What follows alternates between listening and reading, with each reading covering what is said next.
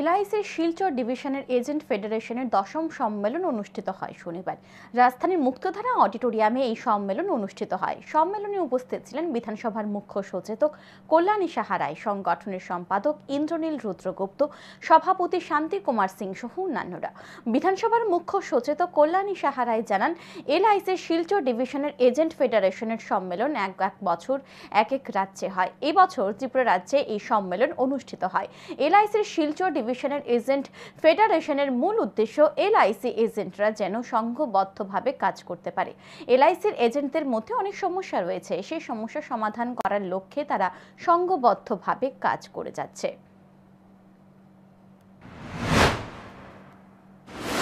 এবং প্রতি বছর কোন কোন শহরে হবে, এই বছর তারা আগরতলা শহরকে বা ত্রিপুরাকে এনারা বেছে নিয়েছেন।